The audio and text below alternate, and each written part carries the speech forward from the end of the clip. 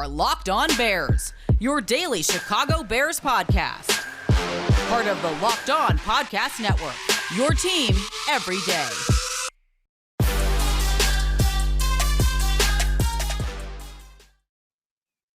The Chicago Bears quarterback controversy is playing out pretty much like we expected it to from the very beginning.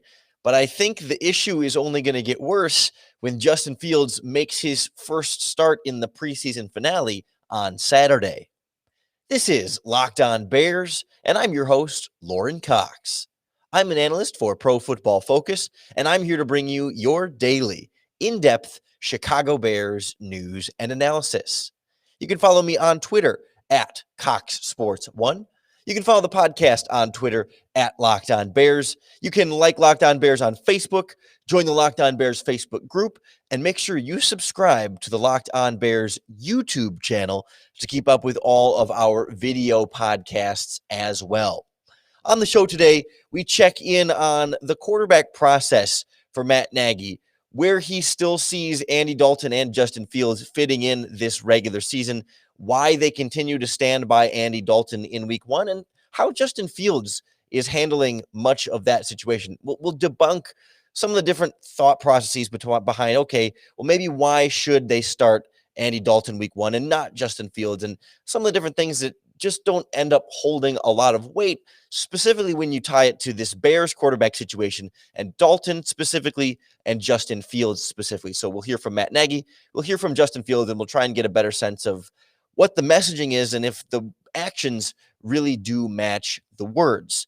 But I want to start with this process as a whole, because I think this whole preseason is really exposing some of the flaws in this quarterback decision-making that we kind of saw coming along the way. And I guess to give Matt Nagy credit, the one thing we can really say for sure is that he has stuck to the messaging well. They have remained consistent on what they're saying and what they're meaning, and really saying, yes, they're not, flailing or hedging at all on Dalton as the week one starter, and sticking to the same kind of language about why they're opting for Dalton and how they're going about this process. But I just don't know how well that's holding up compared to more and more of what we're seeing at practice and on the field. Here's the latest we've heard from Bears head coach Matt Nagy about how he's handling it specifically with Fields versus Dalton come week one. We'll see, but I would say, yeah, big picture, when we talk about this, from the very start, we said whoever's going to be best for the Chicago Bears, and that's going to obviously deal with productions and wins, right? So I think when you look at this thing, you want to make sure that we all support each other with one common goal: to win and offensively to score touchdowns. And Andy knows that.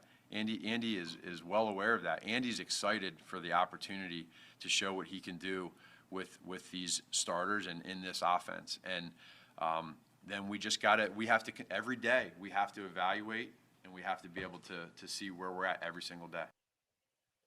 That's Chicago Bears head coach Matt Nagy, sticking to the same sort of line that we've heard a lot. It sounds fine on the surface and on paper. We're going to do what's best for the Bears. And he was asked a little bit about, is Justin Fields' chance to get on the field just predicated on what Dalton does? Like, does it really not matter what Justin Fields does from a positive standpoint, as long as Dalton is able to play well enough to keep things going? And that's sort of what Matt Nagy was saying, is like, yeah, Dalton gets first crack pretty much no matter what. And then at some point, if Fields becomes what's better for the Bears, more or less based on Dalton's performance, then that's when we might see the team make a switch. But I question a little bit exactly whether or not this is what's best for the Bears. And that phrasing feels vague, and maybe it's intentionally vague, because this idea of what's best for the Bears can mean different things depending on what you want it to mean or what you need it to mean. Because is best for the Bears winning week one or winning the next game, right? Is best for the Bears winning right now in this upcoming week or whatever situation you might be in? Or is what's best for the Bears long-term success, long-term development? And how do you sort of sort out when these two or more than one different ideas of what could be best for the Bears might conflict when what's best for the Bears this very moment could be different from what's best for the Bears later on, or what's best for the Bears in the long term, in the midterm, or the short term. Those don't always align. And so to just kind of fall back on what's best for the Bears does seem a little bit convenient, even though it does sound nice. I question whether or not there's a lot of like rigidity there, right? It's not so clearly defined. It's not so measurable to say, when Justin Fields gets to this point, or when Andy Dalton gets to this point, is that one game loss? Is that one bad game of quarterback play? Is it 3 bad games of quarterback play? Where is that line there? And I think Nagy has kind of said himself that they're going to kind of feel it out, I guess. And it's more of again, a feeling as opposed to like a true measurement. But that, again, doesn't feel like there's a lot of quality evidence-based structuring there. It's the same kind of thing that we talk about, which we'll get into a moment, about, how long should a quarterback sit on the bench before he starts? And it's like, there's not really a formula for that. And so then how do you know? It's just sort of a coach or a group of coaches having sort of a collective feeling, but there's obviously going to be certain, even unconscious biases in those feelings. And certain coaches may have certain connections to certain players. Maybe some coaches will like Justin Fields inherently more than Dalton. And maybe a coach like Bill Lazor, who's worked with Dalton, might be more inclined to give Dalton a longer leash, right? There's some uneasiness that sits in how the Bears are handling it right now. And I think it really highlights what was a flawed decision-making process from the start in terms of how they handled Andy Dalton from the moment they signed him. And for me, I think generally speaking, it's hard to find very many definitions of what's best for the Bears that include starting Andy Dalton week 1, or at the very least, starting Andy Dalton for any sort of extended period of time. We'll debunk some of the different justifications of keeping Justin Fields on the bench next on Locked On Bears. That time of year again, and all eyes are turning to football as we've got preseason and soon to be regular season action. And as always, betonline.ag is your number one spot for all the pro and college football action this season. BetOnline.ag always has updated odds, props, and contests, including the online's biggest $500,000 NFL mega contest, plus the world's largest $200,000 NFL Survivor contest. Open now at betonline.ag. Be sure to also take advantage of their opening day super promo. If you make a bet on the Thursday, September 9th season opener between the Super Bowl champion Buccaneers and the Dallas Cowboys, if you lose that bet, your wager will be refunded up to $25. But you have to make sure that when you sign up, you use their promo code NFL100 to get in on the opening day super promo and also receive a 100% welcome bonus on your first deposit, getting that money matched, doubling your money to play with and win big at betonline.ag, your online sportsbook experts. So I think, as expected to some extent, this preseason has not been exactly what you're looking for from the quarterback competition, right? I don't know that you can look around and see a ton of Andy Dalton and Justin Fields at this point and feel like the Bears have this clear and easy and obvious decision to just keep rolling with Andy Dalton. It's been a small sample size of preseason, but there's a larger sample size of everything Andy Dalton has done in his career. And he's been an average starting quarterback in the NFL, and we kind of know what he is and what he isn't. That's what we've seen flashes of in the preseason, albeit not with his receivers or his offensive line or his running backs. I totally get Matt Nagy's logic in saying, well, we haven't seen Andy Dalton with his full Bears starting lineup, but we have seen him with Bengals and Dallas Cowboys starting lineups, and he's generally been more or less the same quarterback throughout his career, with some fluctuations based on the strength of the supporting cast, but he hasn't become some elite quarterback all of a sudden learning a brand new offense with brand new receivers in Chicago. And it feels to me like, I don't know that there's like, it's hard for me to genuinely think that Matt Nagy believes Dalton is the overall better quarterback than Justin Fields. He's more experienced. He's more prepared. He might have a better command of the huddle and the plays. But does that mean that Dalton then gives you a better chance to win football games now than Justin Fields? I think we all agree, no matter what, eventually Justin Fields will be the long-term best chance to win football games. But even now, we're seeing enough from Fields, and we know what the type of talent that Fields is, and we know what Andy Dalton is. And I think when you think about this developmental process for Justin, like we said earlier, there's not really a magic formula for like sit 3 games or sit a full season and that instantly makes you better, or how long and what exactly you gain. And the NFL has changed, right? I mean, we've seen, generally speaking, quarterbacks coming out of college tend to be more ready. Most of the developing that we tend to see from these players happens on the field while they're playing, or at least because of what they do on the field. Maybe the development happens more so in the offseason, but it happens because they were on the field, they experienced it, and they then get to learn from the good and the bad that they put out on the field. There's a line there. If a quarterback is out there just tanking, having a terrible time throwing interceptions, getting sacked and making bad decisions and maybe building bad habits, then there's that value again to the bench and more time. But generally speaking, we're not seeing across the NFL a super high frequency of that level of a quarterback being out there just far, far too early. I think when you look at Dalton in particular with Fields, we don't expect Dalton to absolutely light it up for 16 games or 17 games this year and keep Fields on the bench all season.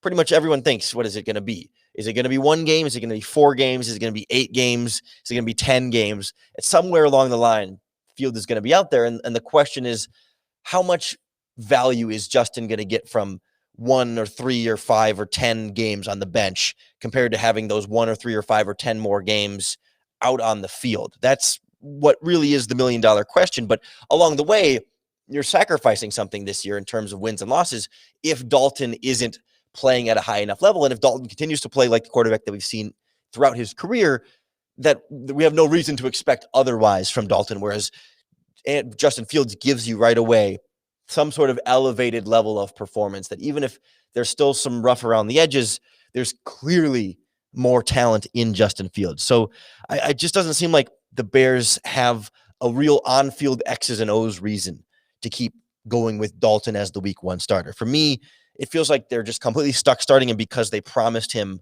that they would. And that doesn't seem like a very sound, smart football winning and losing process if you're the Bears. That maybe, you say, well, Dalton wouldn't have signed with the Bears if they wouldn't have promised that he would be the starter. Then sign someone else. It's Andy Dalton. Like he's a starting caliber NFL quarterback, sure, but there are other guys. And if you were planning on getting a quarterback in the draft anyway, if you were eyeing Justin Fields along the way, what's the difference between, how big of a difference is it from Dalton to Ryan Fitzpatrick or some of the other potential quarterback options the Bears could have had? I mean, Dalton is not so good that you bend over backwards to placate him and then also perhaps lose more games as a result compared to what Justin Fields might be able to do with you. And that to me is what it feels like the Chicago Bears are risking, because they promised a mediocre quarterback too much.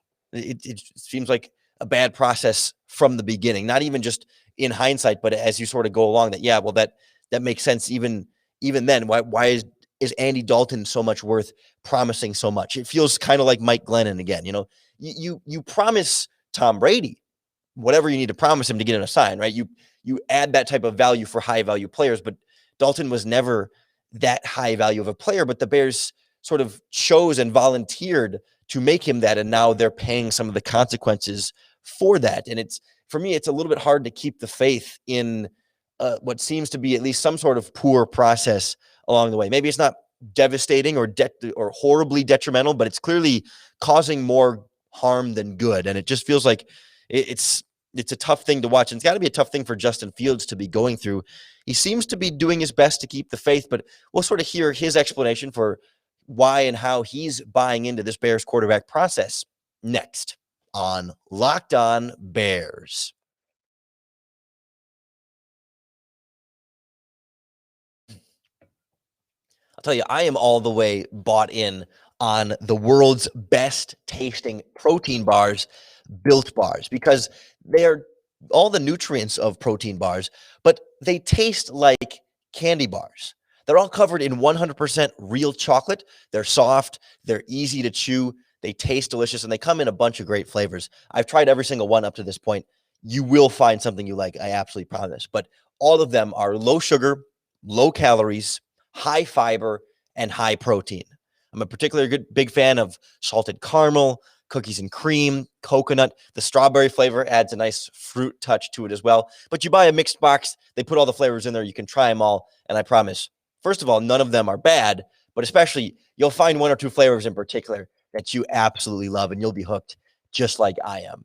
Head on over to BuiltBar.com and enter our promo code LOCKED15, and you'll get 15% off your next order. That's promo code LOCKED15 for 15% off at BuiltBar.com. I can't help but feel like it's got to be a frustrating process for Justin Fields, that he, of course, knows he's a really talented quarterback.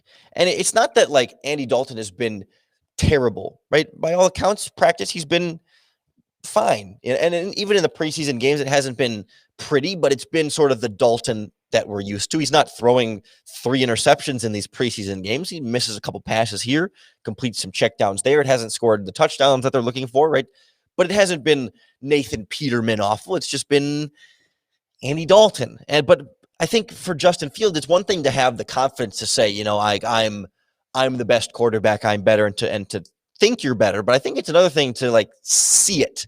If you're at practice and lighting it up, and maybe not always seeing the starter lighting it up, or you're in the preseason game and you come in and score 2 touchdowns after the starting guy couldn't score touchdowns. And of course, Justin Fields is very humble and saying all the right things and going along with it. I mean, he's a good soldier, right? He's absolutely playing along. He's doing everything he should, and he's following orders. But I guess, especially the way that Justin Fields himself talks about it, it feels like following orders is kind of all it is at this point. So Matt has said from the beginning, you've trusted the plan, you've understood the plan that they've kind of presented you. What about it allows you to trust them, and what have the coaches told you that kind of has allowed you to buy into that? I mean, I think if, the players of a team don't buy into what a coach has to say, then that team's not going to be successful. So, I pretty much have no choice. That's what I think success is. That's what's going to come with the most success is me trusting in, Coach Nagy and his plan, and me just getting better every day. So that's ultimately why I'm trusting him, because, of course, we all want the same thing. We all want to win games. So there's no reason for me not to trust him. So nowhere along the way is there any question of, is Justin Fields buying in? But the way he talks about it there makes me ask a little bit of why he's buying in. And that was kind of the question that the reporter asked there. But the answer surprised me. It just seems like he's buying in because he's supposed to. He didn't give me that feeling of like he really believes in it, right? And I don't know exactly what that's supposed to sound like. If he's supposed to say, yeah, I'm still learning, and that Dalton guy, I guess that's sort of what I would imagine is that, Justin, how are you able to buy in? What gives you faith in this process that the Bears are doing with the quarterback spot? He could say, listen, I'm still learning the playbook a little bit, and I feel really good about where I am, but clearly Andy is experienced and he's seen a lot more, and I really trust him, and I feel like he's going to do a great job for the Bears. But instead we get this answer that it's like he trusts it because he has no other choice. He doesn't really say like, oh, this is the best plan for all of us. He just says like, I have to listen to the coach, or else we can't be successful if we don't buy in. So we just kind of have to, and that doesn't seem like the best reason. I mean, like, it makes sense. It's logical. It's true, right? He does need to buy in. If he didn't buy in, there would be very real problems. I just question if the buy-in is not that it's not genuine, but if it's right. I mean, if it's the right plan, he's buying in because he's supposed to, and that's what the coach's staff asked for you. But I just wonder if he wouldn't be better off buying into a better plan. Like if that a better plan might be the better mold here. And Fields is not in a position to like throw a fit and demand the Bears change how they're operating things. But it just, the way he answered that question really, for me, didn't necessarily give off like a lot of confidence in the plan.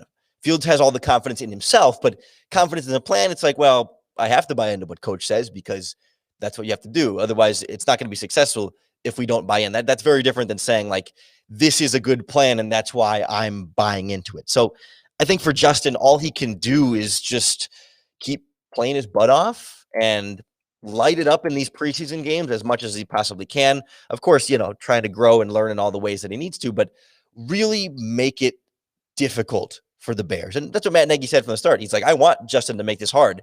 It would be great if we had two quarterbacks that are playing really, really well, and it's a difficult decision for us, but you really kind of have to put that pressure on it and make it uncomfortable, I guess, for Matt Nagy. Like, Fields is checking all the boxes.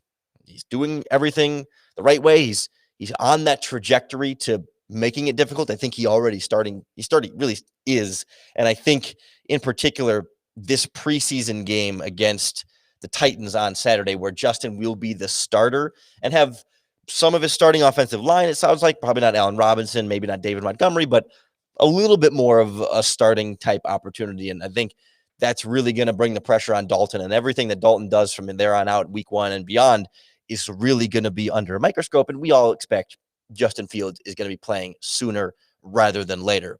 You can imagine we will have a deep dive into everything Justin Fields does in this third preseason game right here on the Locked On Bears podcast. So make sure that you subscribe to keep up with all of our daily, in-depth Chicago Bears news and analysis.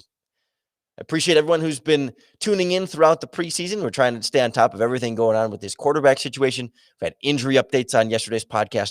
Things are generally getting better and trending in a positive direction. We've been trying not to overreact to too much of what we see on the field in these preseason games, but we are getting so close to real regular season games that matter. We'll have you all set for all things regular season. Locked On Podcast Network doing a full-on NFL preview where we go division by division and break down all the biggest storylines. So a lot of great goodies coming for you. And then regular season, we will ride this through all the highs and lows. So thank you for tuning in.